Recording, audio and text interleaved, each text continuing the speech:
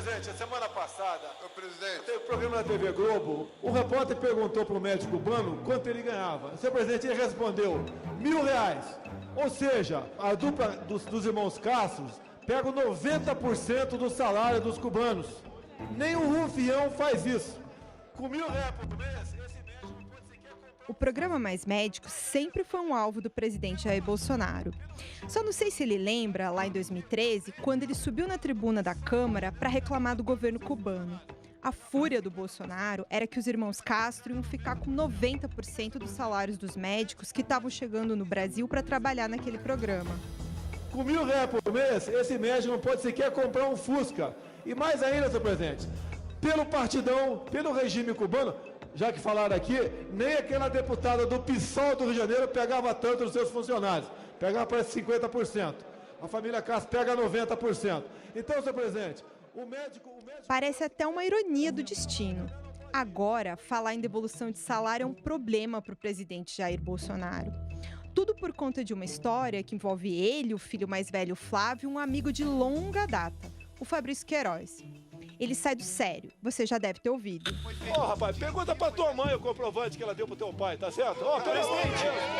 O senhor comprovante, você empresta, fica aqui, tô respondendo.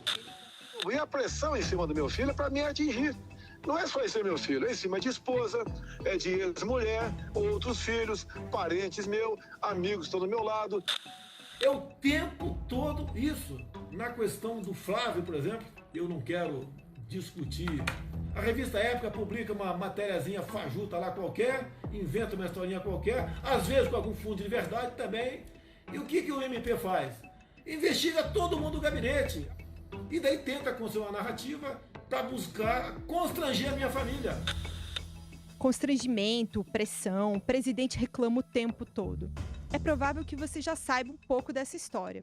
De um relatório que mostrou uma movimentação financeira milionária do Queiroz quando trabalhava para o Flávio na Assembleia Legislativa do Rio. E dá para notar que o presidente também se preocupa. E ele tem motivo para isso.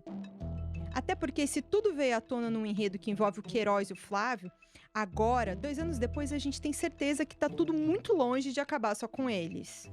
Quem acompanhou desde o início notou que o tal relatório iluminava um caminho de dinheiro, uma trilha entre pessoas da família do presidente e da família do Queiroz. E cada passo dado depois disso, surgiam mais e mais pessoas ligadas ao sobrenome Bolsonaro.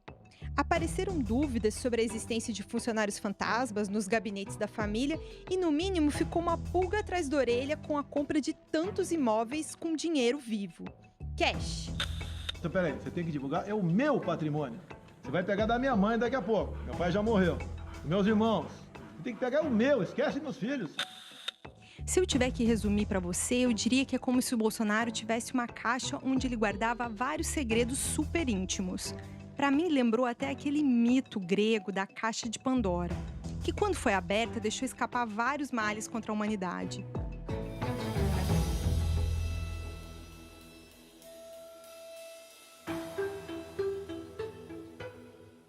No caso do Bolsonaro, que também é chamado de mito pelos apoiadores, foi como se o Queiroz tivesse aberto a caixa dele. E de lá saiu tudo de ruim que o presidente escondia. Explodiram problemas envolvendo os 3 casamentos, diferentes filhos e até o patrimônio dele. Tudo em cima do homem que se elegeu defendendo o combate à corrupção, à Lava Jato e escolheu o ex-juiz Sérgio Moro para ministro da Justiça. O que eu quero contar para você não é o caso Queiroz, mas como essa história tornou público o passado oculto dos 30 anos da vida pública do presidente Jair Bolsonaro.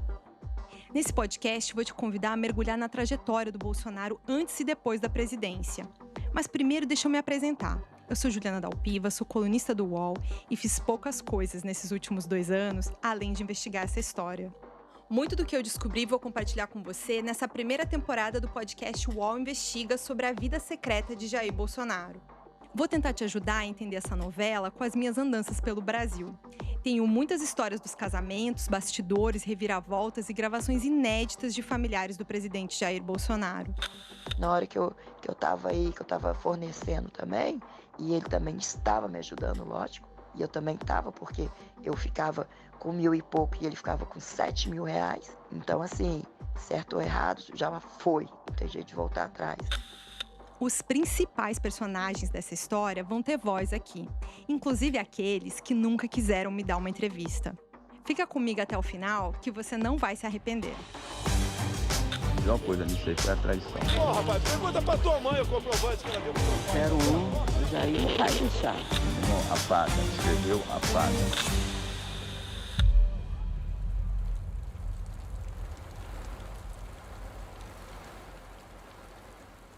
Estava chovendo no Rio de Janeiro naquela sexta-feira, 6 de dezembro. Nenhum temporal, mas o suficiente para baixar um pouco o calor daquele verão. Seria o início de um fim de semana qualquer, mas o jornal Estado de São Paulo publicou uma matéria mostrando a movimentação de R$1.200.000 de um policial que era assessor do senador Flávio Bolsonaro.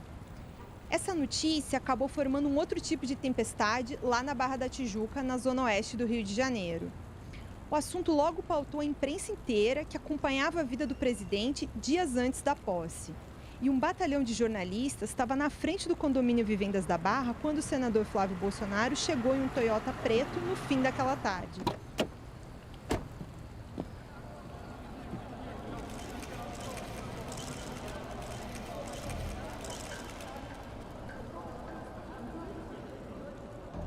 A calçada na frente da casinha dos porteiros tinha virado uma espécie de acampamento desde o fim da eleição, um mês antes. Os funcionários tinham colocado até umas grades para controlar o movimento de pessoas por ali. O condomínio tem uma porção de casas de alto padrão, mas não chega a ser de luxo. Ele fica bem de frente para a praia da Barra da Tijuca. Quando o Bolsonaro quer dar um mergulho no mar, ele só precisa atravessar a rua. Você talvez tenha visto na televisão. Muita gente vinha na frente daquela portaria só para tirar uma foto e gritar mito.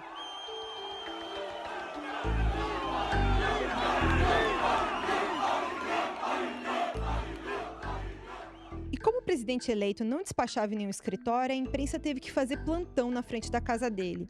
Era o único jeito da gente acompanhar a escolha dos ministros. Os vizinhos não gostavam muito, mas a gente não tinha outra escolha. Naquele dia, o Flávio saiu do carro e caminhou em direção à portaria, olhando para os lados, tentando mostrar alguma tranquilidade. Ele estava bem informal, de calça jeans, camisa polo cinza e na mão esquerda ele carregava o celular o tempo todo. Atrás dele caminhava um homem de camisa branca e calça preta com um olhar um pouco envergonhado. Ele tinha cara de quem não queria aparecer nas imagens, embora não tenha conseguido evitar. Ninguém prestou atenção, mas era o advogado Vitor Granado. Como essa história é cheia de gente, eu vou ter a ajuda de uma colega do UOL, a Gabi Pessoa. É ela que vai ajudar a gente a entender quem é quem nesse enredo. Então conta pra gente, Gabi, quem é o Vitor? O Vitor Granado, ele é um amigo da faculdade do Flávio. Eles se conhecem há muitos e muitos anos. Bom, naquele dia, além de amigo, ele estava ali também como um assessor, um advogado do senador eleito. Ele, inclusive, é o primeiro advogado que tenta ajudar o Flávio no caso do Queiroz.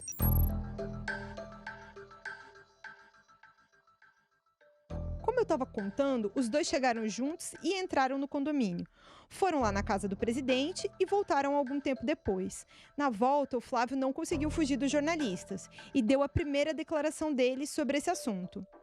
Alguém perguntou se o Queiroz explicou como movimentou R$1.200.000 em um ano. E o Flávio fez questão de deixar claro que a resposta quem tinha que dar era o assessor, e não tinha nada a ver com ele. Eu não posso dar detalhes aqui, porque é o que ele vai falar para o Ministério Público. Então o Ministério Público é que vai ter que ouvir e se convencer ou não.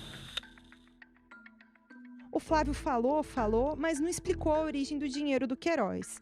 E a verdade é que o Queiroz não foi no Ministério Público tão cedo. Nem essas explicações parecem plausíveis até hoje. 2 anos depois, quando o Queiroz foi preso por causa desses repasses, ele teve que prestar um depoimento e falou sobre essa conversa entre ele e o Flávio lá em dezembro de 2018. Eu tive um contato com o senador, ele não era senador, era deputado, mas já estava eleito. Eu dei satisfação a ele do que aconteceu, ele estava muito chateado, revoltado, ele falou, não acredito que tu tenha feito isso, não acredito. Então, o senador disse ao senhor isso dessa forma? Todo mundo falando, eu tinha que dar uma satisfação para ele. Aí encontrei com ele, demorou 5 minutos, eu estava com muita vergonha, porque aconteceu isso, um fato isolado meu, e ele falou, estava desorientado, o que você fez? Não acredito. Eu resumi para ele que era da outra ocorrência e nunca mais estive com ele. Só que esse fato isolado não foi explicado naquela época. Nem o Queiroz apresentou qualquer justificativa para a movimentação milionária de alguém que não ganhava o suficiente. Os dias foram passando e o silêncio do Queiroz gerou um suspense e criou uma pergunta que rodou o Brasil por muito tempo. Você sabe qual é, né? Queiroz. Cadê o Queiroz? Cadê Queiroz? Onde está o Queiroz? Sentindo o clima pesado, o próprio Bolsonaro se adiantou. Já no dia seguinte à explosão do escândalo, ele falou da relação dele com o Queiroz. Ele foi numa formatura da Marinha, no Rio de Janeiro, e, confrontado pelos jornalistas, tentou se explicar. Eu conheço o senhor Queiroz desde 1984, então vamos aí, 34 anos. Depois nos encontramos novamente, eu, deputado federal e sargento da Polícia Militar do Rio de Janeiro. Nós somos paraquedistas. E nasceu ali continua uma amizade, e em muitos momentos estivemos juntos, em festas, em eventos, mais barato possível, até porque me interessava que tinha uma segurança policial ao meu lado. Por tempo depois fui trabalhar com meu filho. Em outras oportunidades, eu já o socorri financeiramente. Nessa última agora, houve um acúmulo, né, de dívida pai dele para comigo e resolveu então me pagar com cheques. Não foi um cheque de 24 mil reais, não foi um cheque. Nem 6 cheques de 4 reais. Foram, na verdade, 10 cheques de 4 mil reais. E assim foi. Eu não botei na minha conta porque a questão de...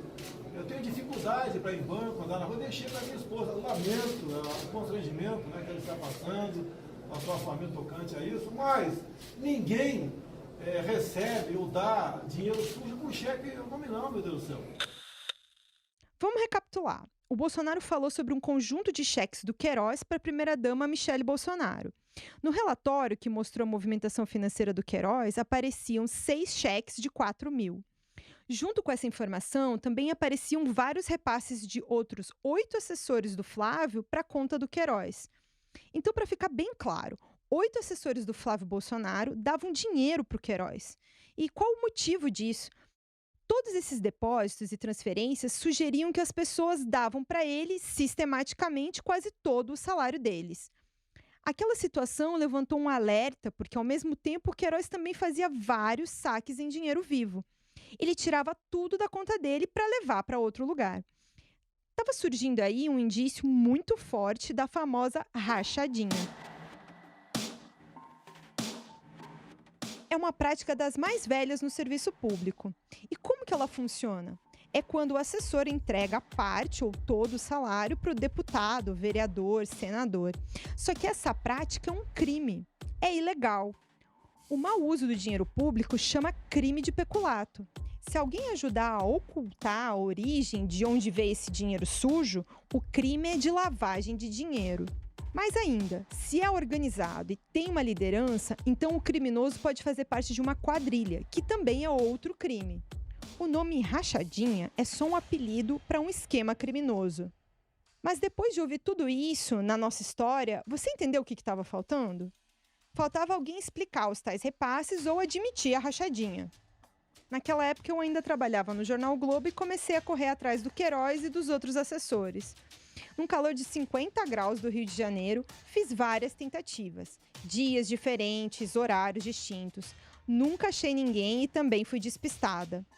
Em um domingo daquele dezembro de 2018, eu fui em Oswaldo Cruz, um bairro na zona norte do Rio, atrás de uma moça chamada Luísa Paz. Ela é uma das pessoas citadas no relatório que mostrou a movimentação milionária do Queiroz. Antes, deixa eu só chamar a Gabi para contar para você um pouco sobre quem é a Luísa. A Luísa começou a trabalhar na Assembleia em 2011, no gabinete do Flávio Bolsonaro. Trabalhando diretamente com Flávio, ela ficou ali até 2012. Depois disso, ela ganhou outros cargos no Legislativo. A investigação do Ministério Público do Rio apontou ela como uma das funcionárias fantasmas que participavam do esquema de rachadinhas na Assembleia Legislativa do Rio. De acordo com a investigação, ela entregou para o Queiroz um total de R$160 mil. Ela é filha de um amigo do Queiroz e é aí que ela se aproxima da família.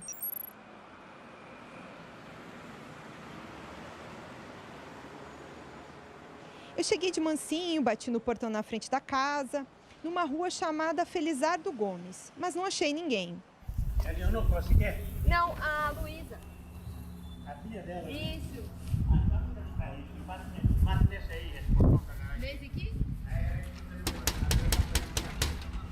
Já que tu acabei de lá? Ok. Você viu elas hoje? Viu elas hoje? Elas estão em casa? No bar? Tá bom, obrigada. Eu fui no bar e chamei a dona Leonora, que é a mãe da Luísa, e tentei conversar com ela. O hormônio, tá? Absoluta da minha filha, sim. Porque tá dando maior confusão na vida dela por causa disso, entendeu? É hormônio. Ah, eu não sei, porque veio, inclusive, veio uma outra pessoa aqui em casa também, entendeu? E não tem nada a ver, cara, com a minha filha, não. A gente começou a conversar e ela falou que a filha não tinha nada a ver com a história. Chegou a dizer que estavam confundindo a filha dela com algum nome homônimo. Eu sabia que ela estava mentindo para mim, mas dei corda e ela acabou contando que conhecia o Queiroz. Na verdade, é justamente na tentativa de tirar as dúvidas, esclarecer, não ter nenhum erro. É importante a gente conversar com as pessoas, entendeu? Sim, eu entendo. Não estou aqui para acusar sua filha de nada. Na verdade, o pessoal... Mas a minha filha não tem que ter acusação nenhuma. Mas eu quero deixar claro isso também. Não é nenhuma acusação à sua filha. É que assim, por exemplo, quem trabalhava lá no gabinete, as pessoas, quem fez alguma coisa errada, parece ser aquele rapaz que estão falando, tal de Queiroz. Sim, que era morador daqui da rua também. Era morador aqui da rua, Era morador muitos daqui. anos atrás? Há muitos anos atrás. Há muitos anos atrás. Entendeu? Não tem nada a ver. A gente se conhece e uma coisa não tem nada a ver com a outra. Entendeu? E conforme eu ia tentando conversar com ela, a Leonora foi ficando mais e mais irritada. Vocês estão aí sentindo uma coisa, aí fica ligando pra minha casa, e toda hora essa perturbação, isso já virou uma perturbação. Que eu até, inclusive, falei com o meu ex-marido que eu vou começar a xingar todo mundo, gente. Porque isso já tá dando no saco. Tá bom, então. Tá bom? Dona Leonora, a senhora quer ficar com o telefone mesmo? Não, Se é pra algum não. momento a senhora precisar? Tem certeza? Não, absoluto. Então, assim, eu não tô aqui pra acusar a senhora de nada. Não, você não tá acusando, você tá me perturbando. Eu tô num dia de lazer e você tá me perturbando. Eu vim só pedir uma ajuda à senhora pra esclarecer.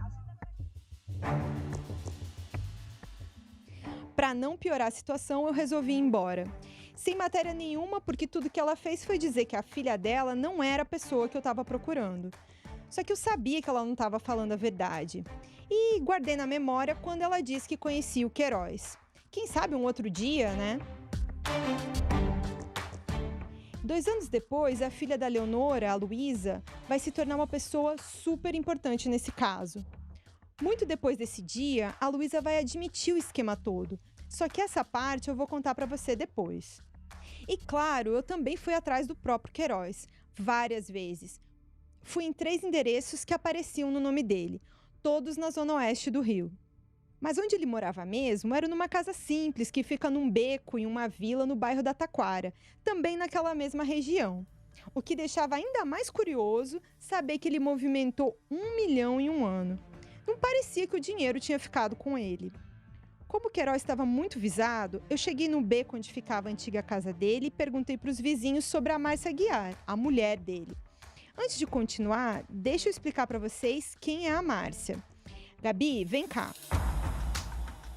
Ju, a Márcia Aguiar, ela é companheira do Queiroz desde 2000 e é a mãe do filho caçula dele. A Márcia também foi assessora do Flávio Bolsonaro no mesmo período em que o Queiroz, entre 2007 e 2017. Só que nessa época ela não se apresentava para as pessoas como assessora na Assembleia do Rio ou alguém ligado ao Flávio. Ela dizia que era cabeleireira, alguém que trabalhava com estética. Anota aí quanto que ela devolveu para o Queiroz. No total, de acordo com as investigações, foram R$ 868.400. Os vizinhos do Queiroz e da Márcia também não falavam muita coisa. Você conhece alguma moça chamada Márcia? Márcia? É. Tio, não conhece alguma coisa chamada Márcia? Vizinha aqui da esquina? Não conhece não. Não? Eu cheguei a deixar uns bilhetes pedindo entrevista, escrevi uma mensagem dizendo que queria falar com ele, coloquei o meu número de telefone, mas o Queiroz nunca retornou. Muita gente também tentou, e ninguém encontrou o Queiroz naqueles dias. E se ninguém achou o Queiroz é porque ele estava bem escondido, o que aumentava o suspense no ar.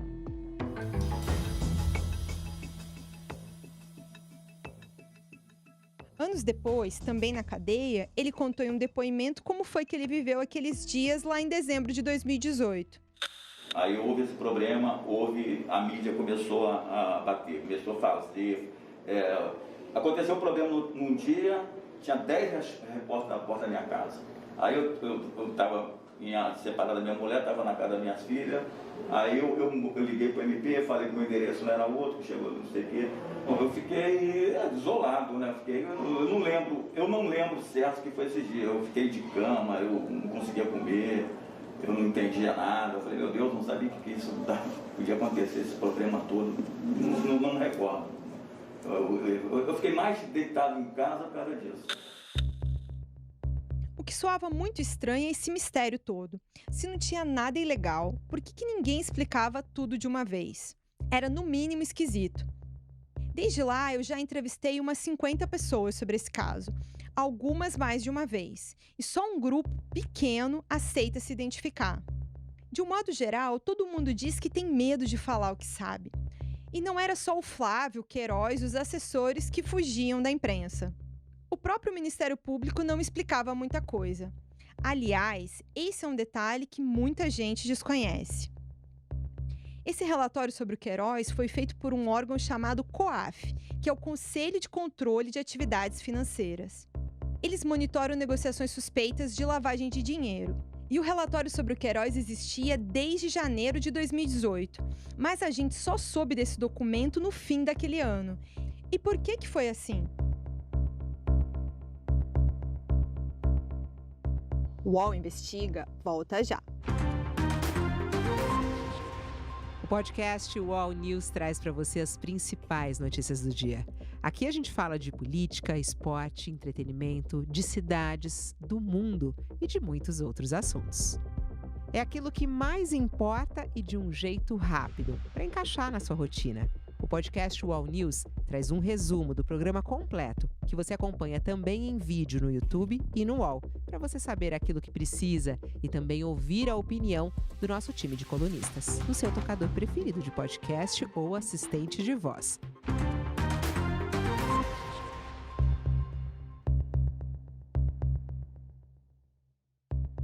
Os procuradores da Força Tarefa da Lava Jato estavam investigando deputados da Alerj para preparar uma operação que ia chamar Furna da Onça.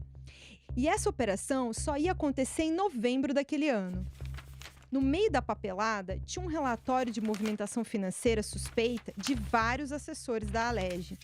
E foi lá, na página 325, quase no final, que surgiu o nome do Queiroz. Só que quando bateu na Lava Jato, no início de janeiro de 2018, os procuradores viram que não podiam atuar naquela investigação. Não era um caso federal. Aquele calhamaço foi enviado então para a Avenida Marechal Câmara, número 370, a sede do Ministério Público do Estado do Rio de Janeiro.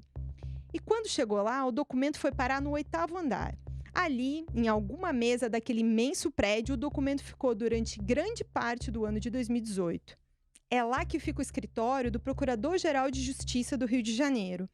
Naquela época, o cargo era do procurador José Eduardo Gussen, e ele era o responsável pelo caso. E o Gussen não falava publicamente sobre o assunto.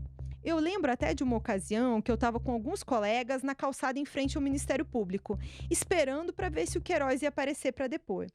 O Queiroz foi chamado 4 vezes naquele dezembro, e nunca foi. Enquanto a gente estava esperando, o deputado Marcelo Freixo apareceu no Ministério Público. Ele queria cobrar investigações na morte da vereadora Marielle Franco e começou a falar com a imprensa.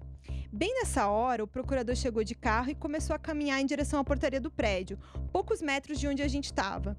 Eu e boa parte dos repórteres fomos até o Gussen correndo para tentar falar com ele, mas não deu certo. O procurador também correu e entrou no prédio antes da gente.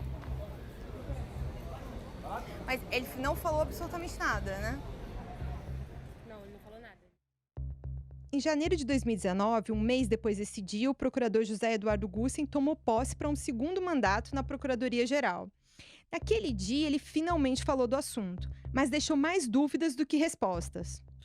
Chegaram ao Ministério Público inicialmente no mês de janeiro de 2018. Foram para o laboratório de combate à lavagem de dinheiro. Nele ficaram até julho de 2018, quando nós abrimos as primeiras portarias que os senhores estão recebendo aí, sem identificar esses deputados estaduais. Porque, repito, nem sempre o fato do servidor público, do servidor da Alerj, está vinculado ao gabinete de determinado deputado, significa que aquele deputado esteja envolvido naquela operação financeira suspeita. Uma pergunta que ficou mal explicada é o que foi feito de julho até dezembro de 2018. Quase nada. Quando eu estava preparando esse podcast, eu tentei uma nova entrevista e ele não quis. O procurador se aposentou no início desse ano. Depois eu vou contar para você quando o Ministério Público finalmente vai avançar na investigação do caso. Agora eu vou voltar para dezembro de 2018. Eu já te contei sobre o relatório do Queiroz e que o Flávio tentou se explicar e o Bolsonaro fez o mesmo. Mas ninguém contou a origem do dinheiro do Queiroz ou o motivo dos assessores depositarem para ele. Como eu já contei, o Ministério Público tinha chamado o Queiroz e a família para depor e ninguém apareceu. Ao mesmo tempo, o que estava acontecendo nos bastidores? O Flávio já estava montando uma defesa jurídica. A gente não sabia, mas o Flávio foi pedir ajuda para o empresário Paulo Marinho. Antes de eu falar disso, deixa eu chamar a Gabi para explicar quem é o Paulo Marinho. Hoje, o Paulo Marinho é um adversário político do Jair e do Flávio Bolsonaro. Mas em 2018 essa história era bem diferente. Ele é um empresário do Rio de Janeiro e muito próximo do Gustavo Bebiano, que coordenava a campanha presidencial. E a casa do Paulo Marinho, no Rio, funcionou como uma espécie de QG, onde o Bolsonaro gravava os programas de TV, recebia interlocutores e onde parte da campanha presidencial acontecia. Bom, depois da eleição, o Paulo Marinho rompeu com a família Bolsonaro e hoje eles estão aí em polos opostos. Agora eu vou te contar sobre o pedido de ajuda do Flávio para o empresário. O senador queria contratar um advogado e esse movimento envolveu algumas pessoas. Eu pedi entrevistas a todos esses envolvidos, mas ninguém quis falar. Aliás, isso é uma coisa muito comum nessa história. Ninguém quer dar explicação alguma. Então eu vou reconstituir o que aconteceu a partir de uma série de depoimentos tomados pelo Ministério Público Federal. Tem uma investigação em andamento sobre o vazamento desse relatório com a movimentação milionária do Queiroz. Não estranhe se as vozes aparecerem abafadas. Todos eles falaram usando máscaras por causa da pandemia de Covid-19. No dia 12 de dezembro, eu recebo, na parte da tarde, não sei precisar o horário, um telefonema do senador Flávio Bolsonaro, que me dizia o seguinte: meu pai pediu para que eu lhe procurasse, para que você me ajudasse na questão de uma questão jurídica. Eu estou precisando de um advogado. Estou precisando de um advogado. E eu gostaria de te encontrar amanhã. Você pode? Eu disse, posso. Que horas você gostaria? Você pode me receber amanhã às 8h30? Eu digo, está marcado, então 8h30.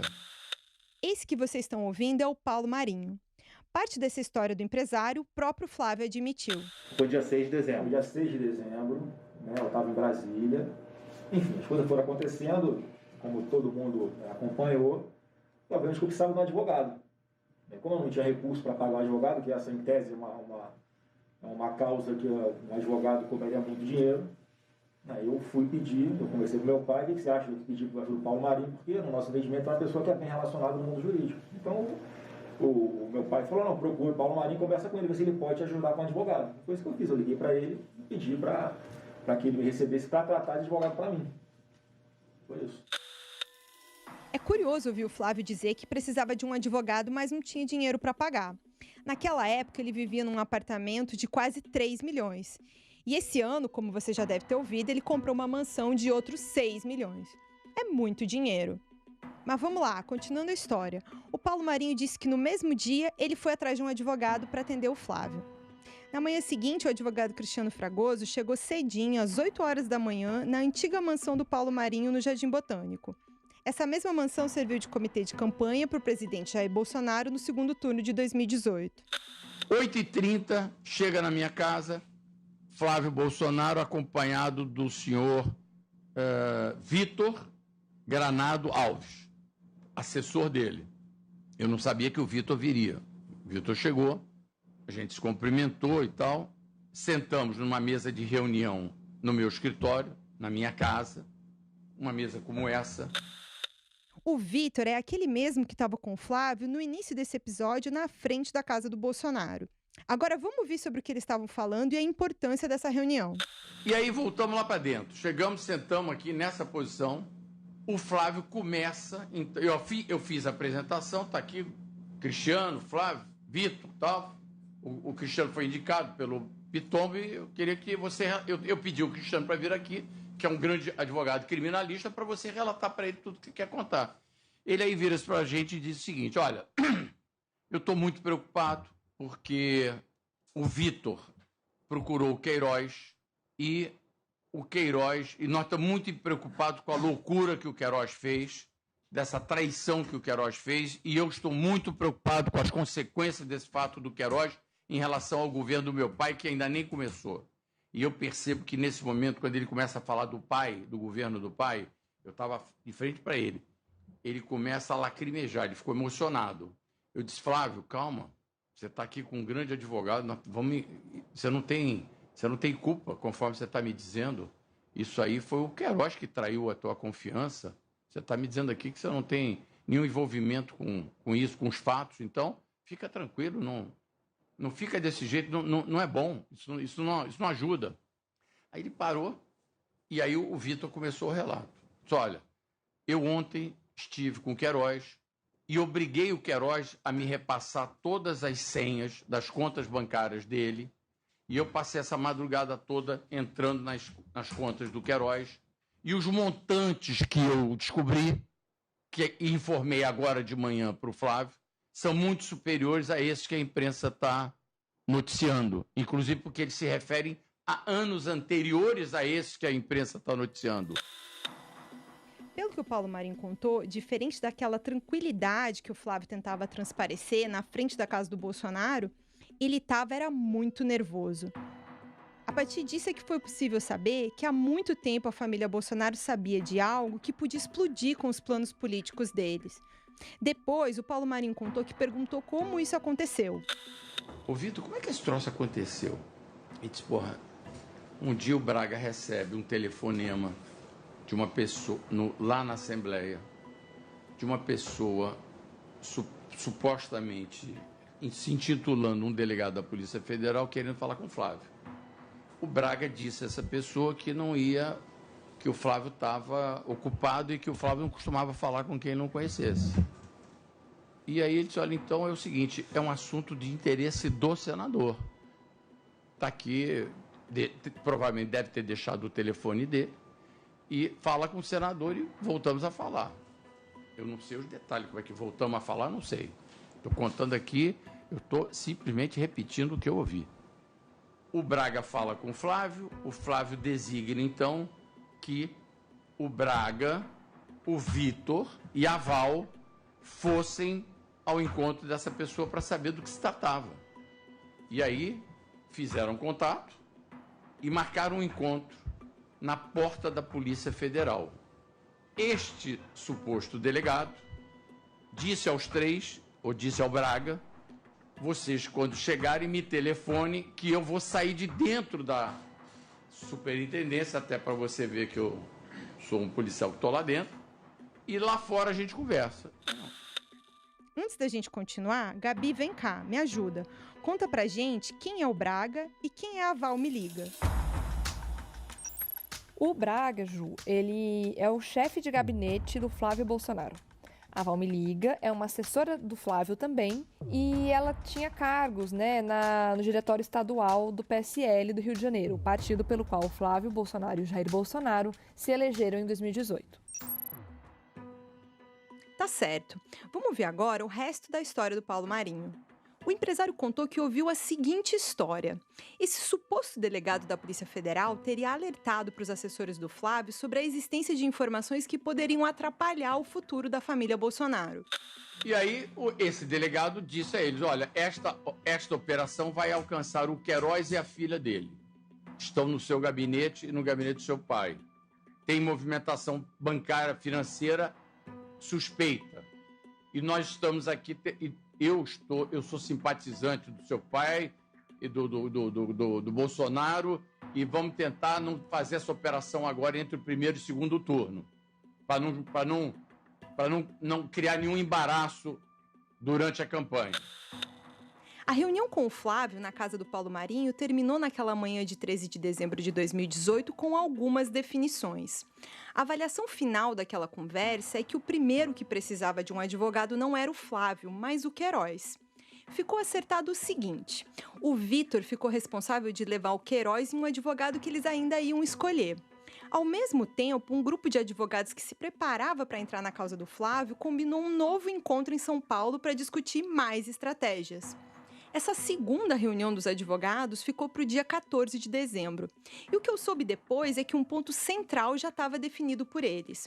O Queiroz precisava depor logo. Na avaliação de assessores do presidente Jair Bolsonaro, isso podia evitar que a história do relatório contaminasse toda a família Bolsonaro. O tempo passou e, no ano passado, os advogados envolvidos nessas reuniões foram chamados para depor, mas alegaram sigilo profissional para não falar.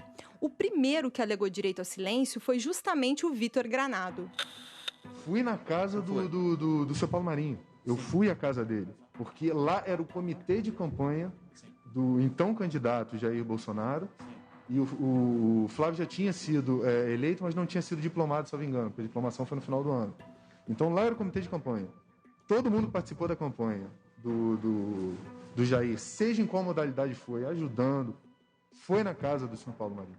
Todo mundo foi. Eu não posso negar um fato que é público de conhecimento de todo mundo. Só que da casa dele para o que foi discutido naquele dia, eu não posso falar, porque eu tenho uma proibição e a minha reputação enquanto advogado pode ser colocada no lixo se eu descumpro uma proibição que eu tenho. A querer que eu fale sobre uma coisa que eu sou proibido de falar, automaticamente estão querendo que eu cometa o suposto crime que um agente federal que tinha a obrigação de não falar, falou. O Vitor ficou muito irritado por ser questionado sobre a reunião. Quando ele foi prestar depoimento, o Vitor disse que ele estava representando o Flávio e por isso ele não podia falar nada sobre aquelas reuniões. Mas vamos voltar lá em 2018? Depois dessas reuniões que eu contei para você, aconteceu algo inesperado. O Flávio simplesmente desistiu de tudo a pedido do presidente Jair Bolsonaro. Não. Na verdade, eu fui conhecer, eu fiquei dando a resposta depois, foi Paulo Marinho, né, passaram-se alguns dias, não lembro quantos, eu fui agradecer ele dizendo que eu não queria, não precisava do advogado, né, que eu escolhi outra pessoa. E morreu ali. Essa história da reunião, o Paulo Marinho contou em uma entrevista para a jornalista Mônica Bergamo. Mas ele só revelou isso em maio de 2020, ou seja, 1 ano e meio depois. E agora existe uma investigação para tentar descobrir quem é o delegado que teria vazado a informação para os assessores do Flávio. Tudo isso ainda parece muito longe de uma conclusão, mas um dado é preciso e suspeito. O Queiroz e a filha, a personal trainer Natália, foram exonerados em 15 de outubro de 2018 do gabinete do Flávio e do gabinete do Jair Bolsonaro, bem no meio do segundo turno. Ninguém admite o vazamento e as justificativas convencem pouco. Na versão do Queiroz, ele disse que estava doente, mas também fazia planos de viajar para a Disney. Eu viajei para Aparecida e fui cuidar da minha vida. Eu tinha um contato bom, eu fui em Aparecida, acho que dia 12, aquela coisa toda. Resolvi, quando eu voltei, peguei não sei se foi antes ou depois, peguei o ofício meu na LERJ, dei entrada na minha reforma. No carro, eu estou com o deputado aqui. Aí eu falei, poxa, nós estamos bem. Ele ia lá, carreata imensa. Eu falei, pô, ganhamos, eu pretendia ir para os Estados Unidos, que eu tirei meu visto no meu passaporte dos Estados Unidos. Estava combinando com a minha filha de ir também, a minha outra filha lá, eu era pequenininha.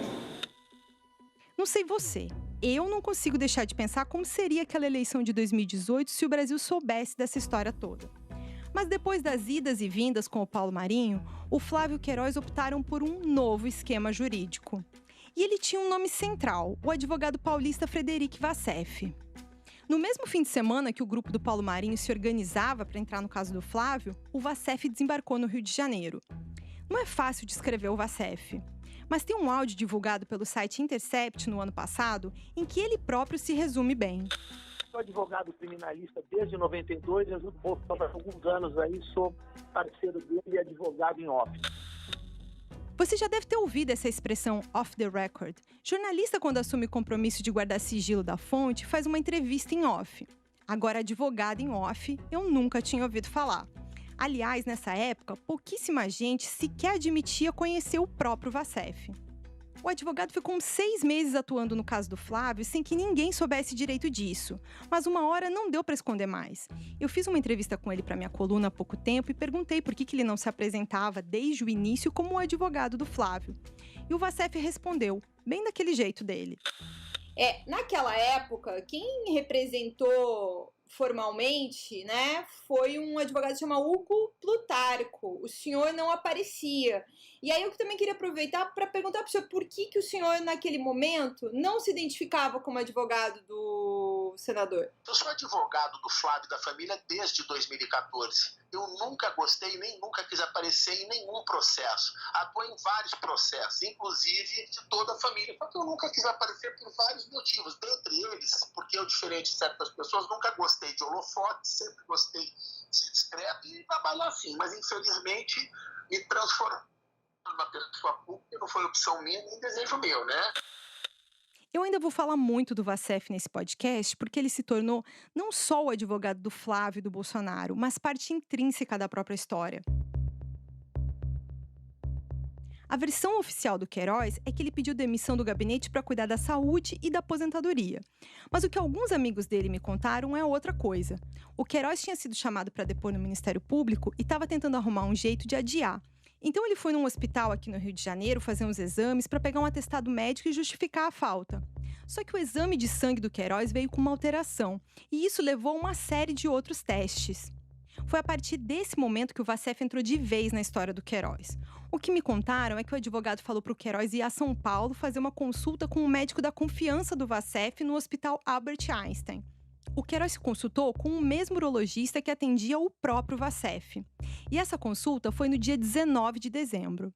A unidade também é a mesma que cuidou do presidente Jair Bolsonaro depois da facada durante a eleição. Foi lá no Einstein que descobriram o câncer do Queiroz. Por isso tem uns amigos do Queiroz que ainda dizem que o escândalo ainda salvou a vida dele. E a partir disso, o policial e a família não compareceram mais aos depoimentos no Ministério Público. A estratégia jurídica mudou. Só que isso que eu tô contando pra você, ninguém sabia naquela época, porque o Vacef era um advogado em off, como ele mesmo disse. Os dias passaram e a imprensa seguia atrás do Queiroz. Só que depois que a doença foi diagnosticada, os advogados tinham um jeito de explicar o sumiço e marcaram uma entrevista com o SBT. Momento algum, eu estou fugindo. Quero muito esclarecer e depor na frente do promotor, agradecê-lo por acatar, não pedir minha prisão. Eu falei, vou ser preso. Terceiro depoimento, eu estava sendo atendido, eu tenho aí em mãos, eu faço questão de entregar depois para você ler, tirar foto, mostrar para a imprensa do Brasil. Eu sendo atendido por um dos melhores, Dr. Vladimir. Foi constatado um câncer. Eu perguntei, é maligno ou benigno? Ele disse, maligno. O deputado foi eleito senador. E eu já havia combinado com ele que eu ia pedir a minha exoneração, uma vez que eu, sendo funcionário público, eu não poderia acompanhá-lo. E para tratamento da minha saúde, que eu levei a campanha toda com muitas dores nesse ombro. Eu tenho uma cirurgia marcada para fazer nesse ombro aqui, estou esperando marcar. E o problema na urina, estava com um problema na urina, uma forte tosse, isso aí, eu ficar tossindo dentro do carro o tempo todo, estava até constrangedor. Essa entrevista foi gravada em São Paulo. O que eu fiquei sabendo há pouco tempo é que a casa onde tudo aconteceu ficava em Atibaia, uma cidade que fica a pouco mais de 1 hora de São Paulo. O local foi arrumado por um outro advogado amigo do Vacef. Como você sabe, o Queiroz foi preso justamente em uma casa do Vacef em Atibaia em junho do ano passado. E foi preso depois de ficar 1 ano e meio sumido. Mas nesse tempo, antes da prisão, para o Queiroz e para a família dele, o Vacef se tornou um anjo. É uma referência à ideia de que ele protegia a família e também um jeito de criar uma espécie de codinome. Mas essa proteção do Vacef era assim mais ou menos. A Márcia Aguiar, mulher do Queiroz, desabafava muito com uma amiga dela sobre o que significava ficar sob as asas do anjo. Só que eu também não tô aguentando, tá entendendo? Eu não tô aguentando, eu tô muito preocupada com ele. E a minha saúde também tá abalada, tá entendendo? E a gente não pode mais viver sendo marionete do anjo. Ah, você tem que ficar aqui. Então essa família esquece, cara. Deixa a gente viver a nossa vida. Qual o problema? Vão matar? Ninguém vai matar ninguém. Se tivesse que matar, já tinha pego um filho meu aqui. Você tá entendendo? A gente não vai aparecer, então deixa a gente viver a nossa vida aqui com a nossa família. O Vacef nega que fosse chamado assim, mas adiante eu vou te mostrar que ele era mesmo. E esse dilema da família do Queiroz também vai ter que ficar para depois, porque agora eu preciso te falar sobre uma outra ponta solta dessa história. Enquanto o Frederic Vacef tentava tomar conta do Queiroz, um fio que envolve a própria família do presidente Jair Bolsonaro e as rachadinhas começava a aparecer. E o problema nem ficava muito longe de São Paulo. Estava em Resende, uma cidade no sul do estado do Rio de Janeiro, onde tem a AMAN, que é a Academia Militar das Agulhas Negras. Lá o Bolsonaro estudou e casou pela primeira vez com a Rogéria. Ela é a mãe dos 3 filhos mais velhos do presidente, o Flávio, o Carlos e o Eduardo. Mas é em Resende que também mora a família da advogada Ana Cristina Siqueira Vale, a segunda mulher do presidente. Juntos eles tiveram o Jair Renan, que o Bolsonaro chama de 04. Em 2018, nesse núcleo de pessoas da própria família do Bolsonaro, muita gente falava abertamente sobre o que acontecia nos gabinetes. Em outubro daquele ano, um casamento de um dos membros da família Siqueira Vale ia expor todo esse problema. Uma das ex-cunhadas do presidente, a Andréia Siqueira Vale, começou a falar para quem quisesse ouvir naquela festa que ela estava muito preocupada com o que ia acontecer depois da eleição do Bolsonaro. Ao menos 2 pessoas ouviram esse relato dela, e uma delas me enviou gravações da Andréia admitindo o esquema. A Andréia foi funcionária fantasma do Bolsonaro e dos filhos por 20 anos. Aí na hora que eu tava aí, que eu tava fornecendo também, e ele também estava me ajudando, lógico, e eu também tava, porque eu ficava com 1.000 e pouco e ele ficava com 7.000 reais. Então assim, né, não vem o caso, eu ajudei, ele ajudou, beleza, certo ou errado, já foi. Tem jeito de voltar atrás.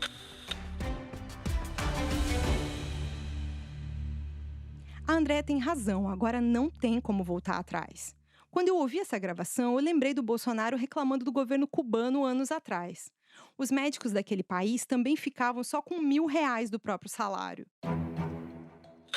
O repórter perguntou para o médico cubano quanto ele ganhava. Seu presidente, ele respondeu 1.000 reais.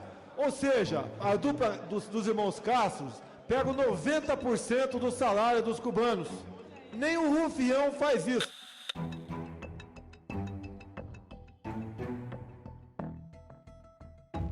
A história completa dessa gravação da Andréia eu vou contar para você no próximo episódio. E olha, não perde, de onde veio esse áudio tem muito mais. Este episódio usou áudios do programa Brasil Urgente da TV Bandeirantes, do jornal RJTV, segunda edição da TV Globo, do programa SBT Brasil, do canal SBT, do jornal Folha de São Paulo, do site Intercept, dos depoimentos obtidos pelo Ministério Público Federal na investigação sobre vazamento do relatório do COAF, do arquivo da Câmara dos Deputados, do arquivo do Ministério Público do Rio de Janeiro, dos autos das investigações sobre rachadinha na Alerj. O UOL Investiga a Vida Secreta de Jair é apresentado por mim, Juliana Dalpiva, e pela jornalista Gabriela Sá Pessoa. A reportagem, pesquisa e roteiro foram feitos por mim, Juliana Dalpiva, e também tiveram o trabalho da Amanda Rossi e da Gabriela Sá Pessoa. A edição de áudio é do João Pedro Pinheiro. A coordenação foi da Juliana Carpanês, do Flávio Costa e do Marco Sérgio Silva. O projeto também contou com Alexandre Gimenez e Antoine Morel, gerentes de conteúdo, e Murilo Garavello, diretor de conteúdo do UOL. Agradecimentos a Cláudia Cotes.